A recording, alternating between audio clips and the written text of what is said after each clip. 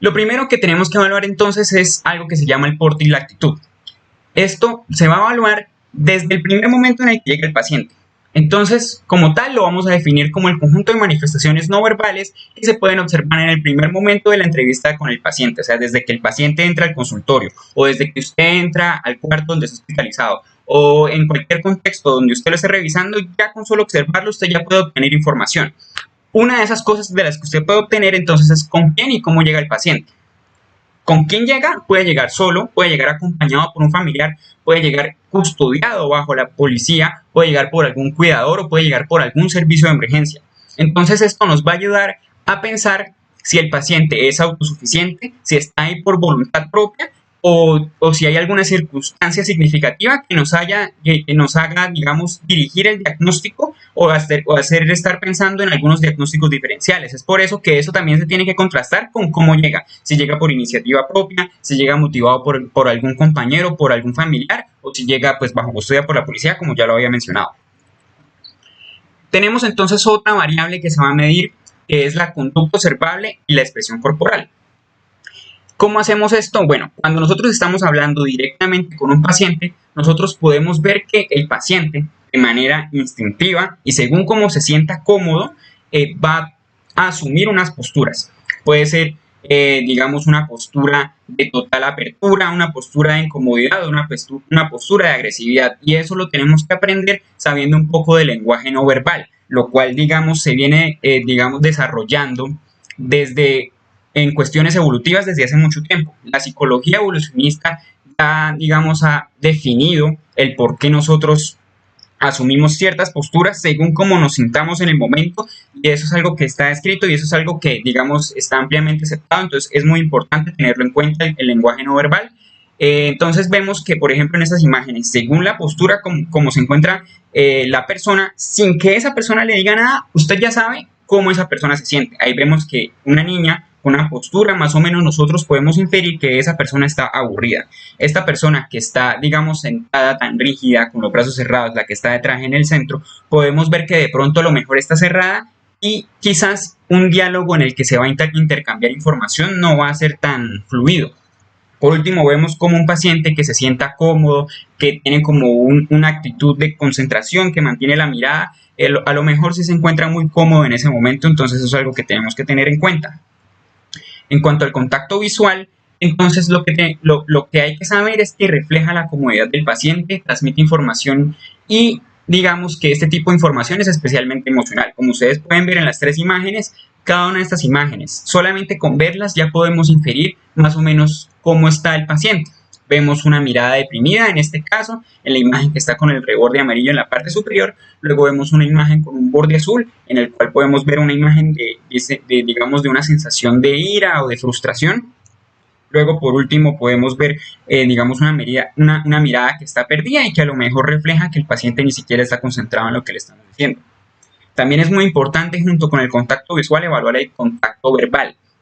Y esto se evalúa es cómo se da el intercambio, cómo es la dinámica de la conversación que usted va a tener con el paciente, ¿sí? Entonces, cómo se expresa, si usa neologismos, digamos, cuando hace el contacto verbal, ahí también vamos a hablar el lenguaje, que es algo que vamos a, digamos, hablar más adelante. Si tiene una conversación mantenida, una conversación fluida, entonces eso también nos va a hablar de la actitud que está teniendo con respecto a la entrevista. Tenemos también la expresión facial, que es, digamos, hay que tener en cuenta que el rostro humano transmite mucha información, ¿sí? Por lo general, ustedes saben que se puede como tal fingir expresiones.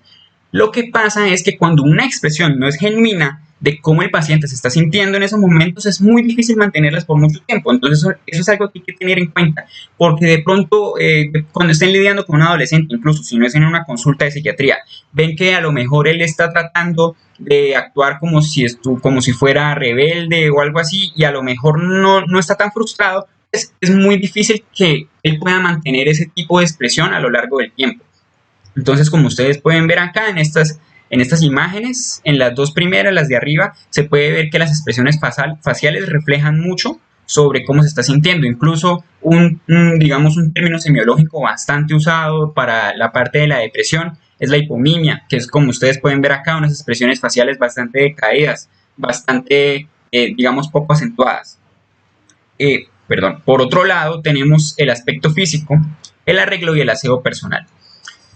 Como tal, es importante tener en cuenta que si bien el desaseo y el descuido y el desarreglo no significan una psicopatología per se, hay muchas cosas que le hacen llamar a uno la atención que uno tiene que tener en cuenta para indagar más adelante. Por ejemplo, este paciente que digamos que esta imagen, que el hecho de que él esté vestido así de esa manera no supone que el paciente tenga algún problema mental. Sin embargo, si es un paciente que nosotros sabemos, porque ya conocemos de antes, ya viene a consultas repetidas, es un paciente que siempre viste con traje y corbata y de repente nos llega a la consulta así, eso es algo que pues es una novedad que nosotros tenemos que indagar para ver qué es lo que está pasando.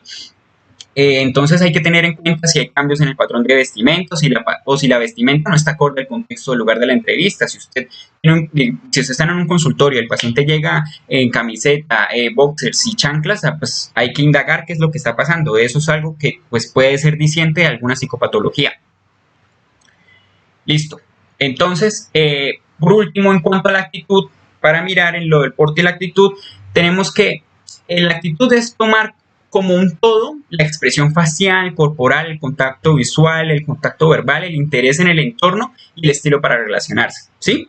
Entonces, junto con toda la información que les acabo de explicar, vamos a ver que hay la serie de mezclas de este tipo de variables van a formar diferentes actitudes. Entonces, actitudes hay demasiadas. Como ustedes pueden ver aquí en esta nube, hay muchísimas.